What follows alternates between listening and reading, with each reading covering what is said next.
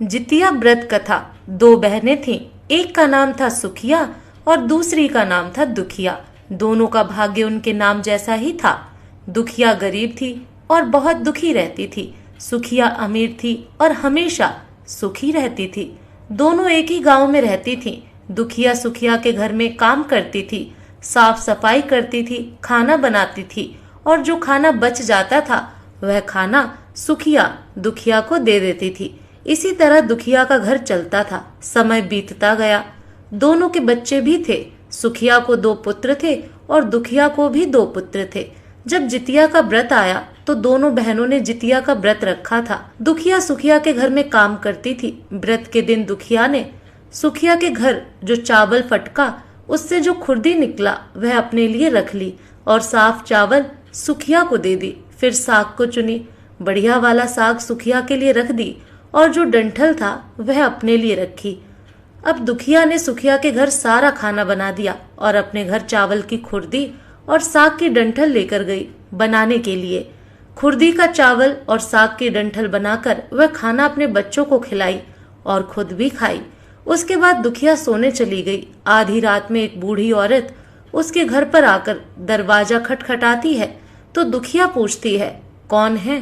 तब बुढ़िया बोलती है, बेटा हम हैं। दुखिया ने उठकर फाटक खोला और पूछती है, अम्मा आपको क्या चाहिए? इतनी रात में आप यहाँ किस लिए आई हो?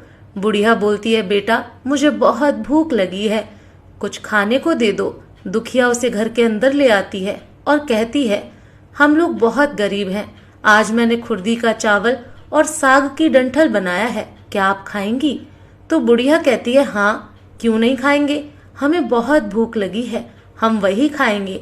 दुखिया अंदर जाकर खुर्दी का चावल और साग की डंठल लाती है और बुढ़िया को दे देती है खाने के लिए।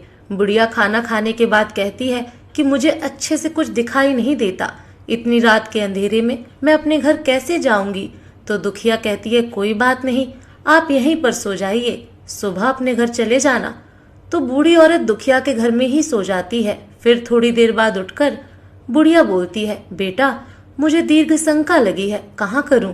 तो दुखिया कहती है, मेरे घर में बाथरूम नहीं है, इसलिए आप उधर कोने में कर लीजिए। बुढ़िया पूछती है कि बेटा भड़बड़ करें या छर करें?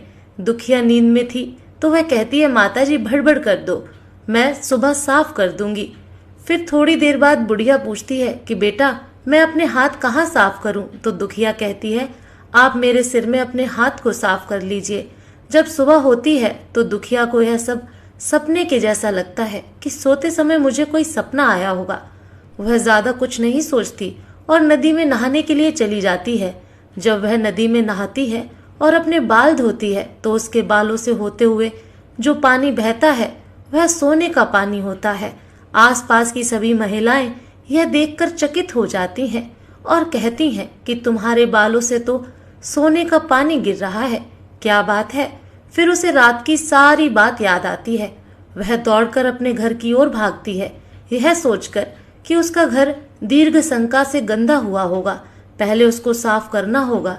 जब वह अपने घर में जाती है तो देखती है कि घर के हर कोने में ढेर सारा सोना बिखरा पड़ा होता है। यह सब देखकर दुखिया बहुत खुश हो जाती है और सोचती है कि जीतमान बाबा की कृपा है, यह सब जो माता का रूप धारण करके मेरे घर आए और मुझे इतना आशीर्वाद दिए। अब दुखिया अमीर हो जाती है और सुखिया के घर जाकर काम करना बंद कर देती है। दुखिया जब अपना व्रत पूरा करती है तो अपने पुत्र से कहती है कि जाओ मौसी के घर से तराजू लेकर आओ, यह नापने के लिए कि यह सोना कितना है। बच्चा बहुत खुशी से सुखिया मौसी के घर जाता है और तराजू मांगता है। तो सुखिया पूछती है कि तराजू पर क्या नापना है? तो बच्चा बोलता है, मेरे घर में बहुत ढेर सारा सोना है, उसी को मम्मी नापेगी। सुखिया कहती है, खाने के लिए तुम्हारे पास कुछ भी नहीं है और सोना नापोगे, मुझसे झूठ कहते हो? तो बच्चा कहता है, नहीं मैं झूठ नहीं बोल रहा हूँ। सुखिया सोचती है जब तराजू मांगा है तो कुछ ना कुछ तो जरूर नापना होगा, इसलिए वह तराजू के पीछे गोंद लगा देती है ताकि जो भी नपेगा वह थोड़ा सा इसमें चिपक जाएगा। दुखिया जब तराजू पर सोना नापती है तो कुछ सोने का टुकड़ा उस गोंद में चिपक जाता है। जब बच्चा तराजू लौटाने आता है तो सुखिया उसको उलट पुलट कर देखती है तो उसे तराजू में सोना लगा हुआ मिलता है। सुखिया सोचती है उसके घर में जरूर कहीं से सोना आया होगा, इसलिए वह कई दिन से काम पर भी नहीं आ रही है। सुखिया उसके घर जाकर देखती है कि आखिर यह सोना कहाँ से आया। जब सुखिया दुखिया के पास जाकर पूछती है कि तुम्हारे पास इतना सोना कहाँ से आया कि तुम तराजू मंगाई नापने के लिए, तो दुखिया उस रात की सारी कहानी अपनी बहन सुखिया को बताती है। दुखिया का मन एकदम सच्चा था, इसलिए वह सब कुछ बता दी, लेकिन सुखिया के मन में लालच आने लगा कि दुखिया के पास हमसे भी ज्यादा धन आ गया। अब अगले जितिया में मैं भी खरदी का चावल और साग की डंठल बनाऊंगी। फिर अगले साल जितिया का व्रत दोनों बहनों ने रखा। सुखिया के पास हर तरह का सुख था और धन भी था, फिर भी वह जितिया के दिन चावल फटक कर साफ चावल फेंक दी और खुरदी अपने पास रख ली। साग को तोड़कर पत्तियां फेंक दी और डंठल अपने पास रख ली और वही बनाई। खा पी कर पूजा पाठ करके सोने चली गई। फिर आधी रात में उसके घर में भी बुढ़िया आई और दरवाजा खटखटाती है। सुखिया उसका इंतजार कर रही होती है। वह तुरंत दरवाजा खोलकर बुढ़िया को अपने घर के अंदर ले आती है।